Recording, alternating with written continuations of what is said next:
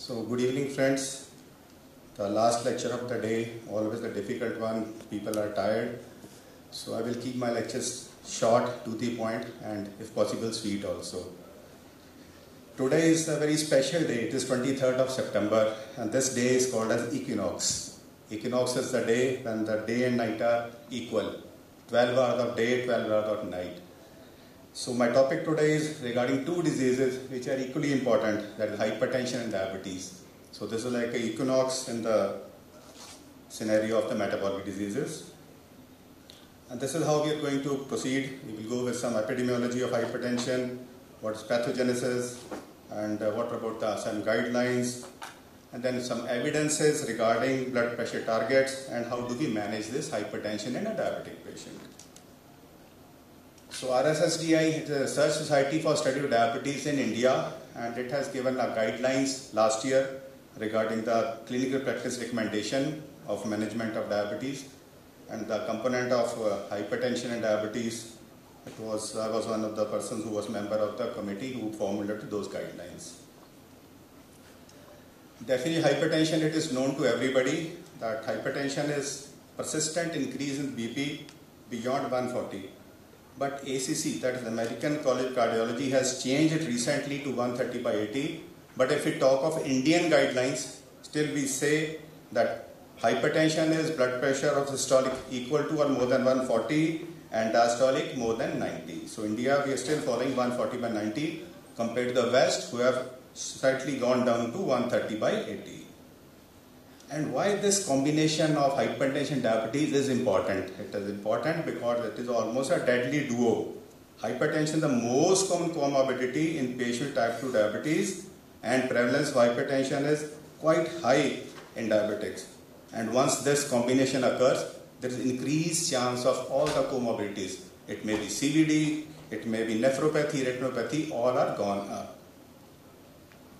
And this cartoon tells us regarding the hypertension and diabetes and what happens when they are combined together. Diabetes, you know, presently it is almost 6% of world population having diabetes and almost 25% of people all over the world are having hypertension. But once they are combined together, then we see that almost 40 to 80% of people with diabetes do have hypertension, and once hypertension sets in, there is more chance of getting microvascular disease, especially the kidney disease. 70% chance of getting kidney disease once hypertension is added to diabetes. 3 times more chance of getting heart attack, 2 times more chance of getting a stroke, and 2 to 3 times chance of getting a leg amputated because of the peripheral vascular disease. So you can see that this combination, once it comes together, is going to create havoc to many systems of the body. And if we talk of pathogenesis, this is interesting for the residents who are sitting in the audience, because this is usually asked as a question in their MD exam, that what is the pathogenesis of hypertension in diabetics. Hypertension has got many reasons, but insulin resistance is an important factor which can also lead to hypertension along with the diabetes. Insulin resistance, as you can see in this cartoon, through inflammation, through sympathetic nervous system stimulation, through RAS activation, and through ANP suppression can lead on to hypertension. So we can see that insulin resistance, which causes diabetes, can also cause hypertension. And if you talk of Indian scenario regarding hypertension in diabetic patients, it has been found that diabetic people, they have 1.5 to 2 times higher prevalence of hypertension as compared to non-diabetics, and 50% of diabetics in India, they do have hypertension also. And as we understand, there is more chance of micro and macrovascular complications if hypertension is present along with diabetes, and understandably so the old people, they are more at risk because of complication of this deadly duo. And do we have any data which tells us, yes, this hypertension and diabetes together, they do cause some trouble? Answer is yes. Firmingham study, I'm sure everybody in the audience is aware about this study. This study has shown very clearly that once hypertension sets in a diabetic patient, you can see the orange bars, there is more chance of getting all-cause death, more chance of CV death, any CV event, MI, stroke or congestive heart failure. So Firmingham data is clearly showing that hypertension in diabetics is going to give a lot of trouble. So dear friends, we have now discussed that hypertension is higher in diabetics and it causes lot of troubles. But is there any evidence that there is benefit of treatment? Because then only we can tell our patient, dear, you take this medication, your BP will come down and you will have some benefit. For that we have to tell, or we have to show some data from the literature that yes, there is benefit of treatment. Couple of data I am sharing with you. And before I share that data, I give a statement that in diabetics, intensive BP control is even more beneficial than tight glucose control. So you treat glucose, you treat diabetes, you bring down the glucose, but if you bring down the blood pressure significantly, you are going to get more benefit. More benefit regarding stroke reduction, regarding reduction of death for any reason, diabetes, even microvascular complications and CVD. UKPDS, the study which is very popularly mentioned in all the literature every time, it has clearly shown, you can see the red and the blue arrows going down. Glucose control brings down MI, it brings down microvascular complication, but BP control decreases all these things much more emphatically. So you can clearly see that the red or orange bars, they are much deeper as compared to the blue bars. So UKPDS tells us that BP control is really important. SHEP study, which is systolic hypertension in elderly patients. Again you see, patient is a diabetic or non-diabetic. The right panel if you see, risk reduction of blood pressure is significant in decreasing the micro and macrovascular complications. HOT trial. Again it confirms and shows that BP control reduces CV events in diabetics. You can see reduction is to the tune of almost 51%. It may be MI, may be stroke or any other CV death. And this advanced BP, which is a very popular study, again it has shown that there is a 14% reduction of the risk of death, that is the total mortality, if you control the blood pressure in your diabetic patient. So this brings us to the next part of the story, that how much blood pressure should be reduced. So now you have decided that you are going to treat your patient, but what should be the level of BP which you will bring your patient to?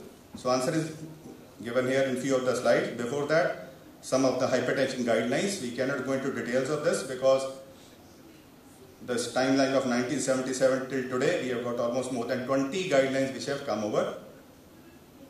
But just couple of studies regarding the target of blood pressure to be achieved. Accord BP, almost 5,000 patients. It showed that reduction of BP to the tune of around 120 compared to 133 was significant in decreasing various events. And most important in this study was reduction of stroke. Stroke went down by almost 41%. SPRINT study, again, these were the non-diabetic patients, but they were at high risk. It again showed that getting the BP to around 121 compared to 136 was associated with 25% reduction of the primary outcome, which was mainly the coronary artery disease and stroke, and 27% less risk of getting death from any cause. Accord BP sub-analysis, again, bringing down the BP to around 120 or so compared to 135 was associated with reduction of both macro and the microvascular complications. And this is a compilation of the various trials which have shown that intensive treatment blood pressure brings down various micro and the macrovascular complications, which include MI, which include stroke, and which include all-cause death. But how down we can go? Can we go down to say 100 systolic or 110 systolic? Answer is no, because all these studies, when their data was analyzed, it was found that more down we went, there were more chance of getting the serious complications.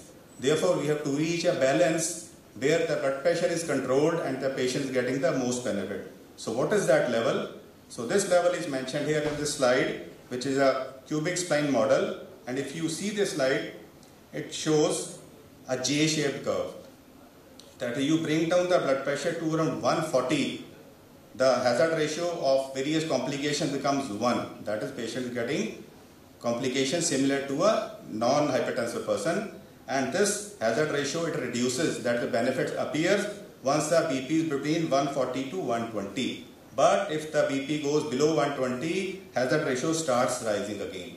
This means the blood pressure should not be brought to less than 120. So based upon this data, AD has told very clearly that BP target should be individualized on all the patients. And what should be that target? most patients of diabetes and hypertension should have BP of 140/90 or less. But in special individuals, that is those who have got more chance of getting CVD, then we can go down to less than 130/80. And what is this risk of ASCVD? ASCVD risk is calculated by a formulation or by you can say an app in your mobile phone. And if this 10-year risk is more than 15%, you bring down the BP of your patient to 130/80 or less. But if it is less than 15%, we are happy with getting it around 140 or 90. And RSSTI, it also mentions that we should bring down the BP of a diabetics to 130/80 as a general category, but in the elderly patient we can be happy with less than 140/80, and they have given a very sweet example that BP should be checked at every visit. Many times, even if you are busy in the OPD, you forget to check your BP. Blood pressure should be checked every time in a diabetic patient once he visits your clinic, and you should try to analyze or assess the 10-year risk of a ASCVD event by using a calculator, and this should be done at least once in 1 year. So now we have discussed till now hypertension, its importance, it should be treated, and we should go down to what level. Now how should we treat our hypertension? So what should be the management of hypertension? So we have to select a therapy which should prevent mortality, it should prevent adverse cardiovascular events, and it should also prevent the progression of renal disease. And RSSDA, it gives a very clear indication or guideline that if the PP is more than 120/80, you start with the lifestyle intervention, which can be in form of control of weight, dietary approaches, and increase in the exercise. If BP is more than 140/90, then lifestyle intervention, and you need to give medications also. You will start with single medication and then you will titrate it to achieve the desired goal of blood pressure. But if the BP is more than 160/100 at first go, then you will start with 2 drugs simultaneously and will adjust the dose so as to achieve your target. And this is a very beautiful slide which compiles all of the non-pharmacological interventions which can be useful in prevention and treatment of hypertension. Need not to go into details of these because it itself is a big lecture, and I think next year Dr. Vitul is going to have one lecture on this lifestyle management of blood pressure also. Only thing what I will like to mention from this slide is the dietary sodium. Sodium intake has to go down to less than 1500 milligram per day. And anybody in the audience knows what is the amount of sodium in 1 gram of common salt? Direct price for that. So 1 gram of salt gives you 384 milligrams of sodium. So roughly 400 milligrams. So in physical activity, everybody knows that we should have more than 150 minutes of exercise every week and moderation of alcohol. And these are the RSSE guidelines from Indian point of view, that we should not mix salt in rice and other cereals like roti and puri. Avoid packaged mixes, canned soups or broths. Use fresh vegetables. Avoid salted snacks, fruits, pickles and pickled vegetables. Use little or no sauce. And if possible, if you are non-vegetarian, try to use fresh poultry and fish rather than canned, smoked or processed type of meats. If we talk of the various medications, we do have few groups of drugs which are well known to everybody. ACE inhibitors, then ARBs, diuretics, that is thiazide diuretics, then the dihydropyridine calcium channel blockers and the beta blockers. So out of these drugs, which are more important in diabetics? Let's see in a few slides. First of all, this is the treatment with Ramipril in the HOPE trial, which everybody knows very well. That HOPE trial was the first one which showed that ACE inhibitors, they are responsible for reduction of blood pressure in diabetics along with the reduction of the stroke and MI. Then systolic hypertension Europe trial, in which they have used a calcium channel blocker with placebo. Again it showed there was significant reduction of mortality, CVD mortality, also the all CV event and stroke. That is, it shows that even calcium channel antagonists, they are good drugs.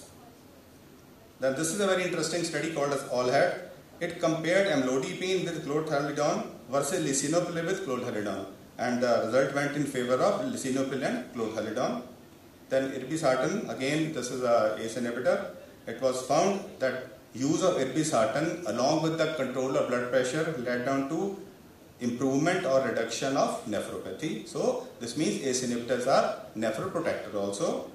Renal trial using losartan versus placebo. Again, use of losartan in diabetics is associated with improvement of renal outcomes. Then the LIFE trial. This is a very interesting trial in which they directly compared losartan, that is ACE inhibitor, with beta blocker atenolol, and you can see all the pointers in the result. They are going in favor of losartan, may it be a CV death, stroke, MI or total mortality.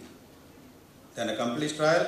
Again, it compared a combination of ACE inhibitor with thiazide versus ACE inhibitor and calcium channel blocker, and the result went in favor of ACE inhibitor with calcium channel blocker. It brought down the risk by almost 20% of all the CV events. Therefore, from all these studies, we can safely decide that first line drug for treatment of hypertension and diabetic is either ACE inhibitor or ARB, and we have to use the maximum tolerated dose before adding or another agent. And if one class of drug is not being tolerated, that is ARB or ACE inhibitor, you can interswitch. These are the few pointers which are going whether you will use ACE inhibitors or ARBs. The data presently is slightly more in favor of ARBs, but only thing is the last line of the slide which you should know, that both these drugs, they should not be combined in a single patient because renal toxicity goes up. And single drug is usually not very effective, and we do need to have multiple medications to achieve BP control in most of the patients, and it has been shown in almost all the trials where they have tried to use the different drugs.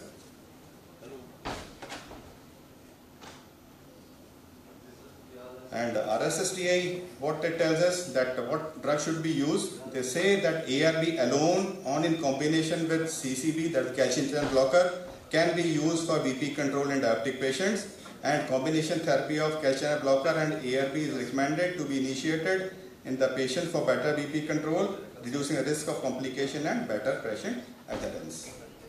Statins, they do have value in all diabetic with hypertension.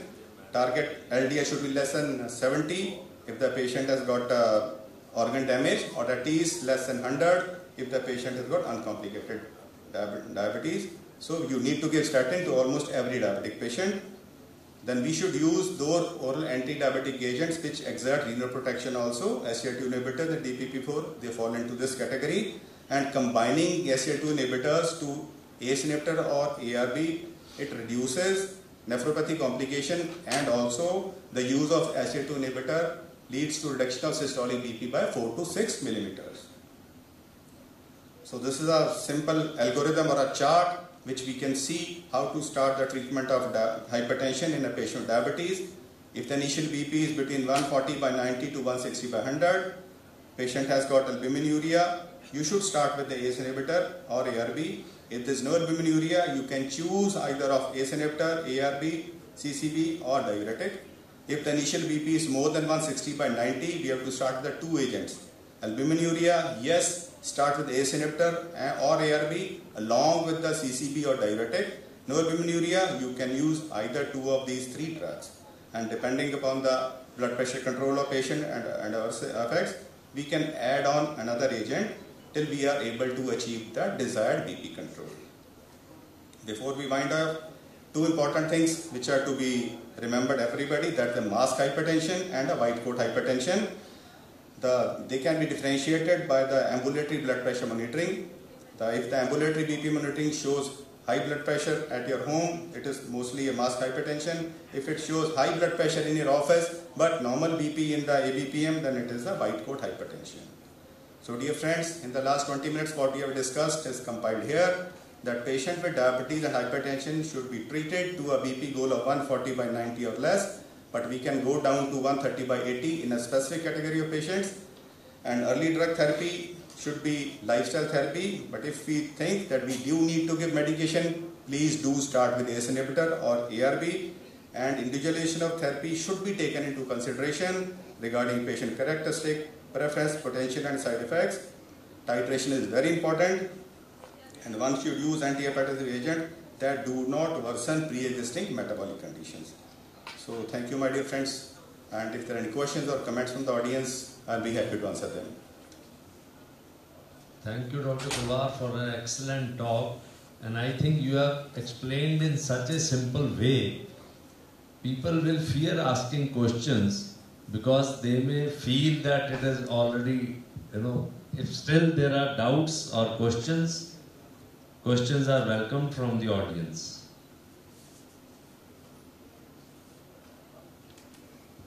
So if there are no questions, we are really grateful for your presence here all along, long way from Jalandhar in this weather.